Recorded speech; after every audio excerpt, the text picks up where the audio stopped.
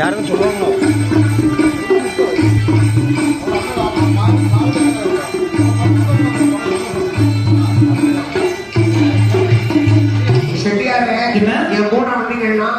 இன்று இரவு எங்க தங்கிட்டு போகலாம். இந்த மாதிரி காட்டுக்குள்ள அதுவோ பாருங்க மாட கூட கோபுரம் இருக்குன்னு காட்டுக்குள்ளே ஒரு மாயமா இருக்கு. தங்கச்சி உங்க குழந்தை அங்க இருக்கிறான் சொன்ன பாத்தீங்களா? அங்கே மாயமா வீடு உருவாக அங்கே 2-3 இசைக்கியாக 2-3 உருவங்களாக இருக்குமா. அவர்கள் கன்னி பிள்ளைகளாக இருந்து சித்தியார பார்த்து என்ன சொல்லுத்தான் உட்காருங்கள்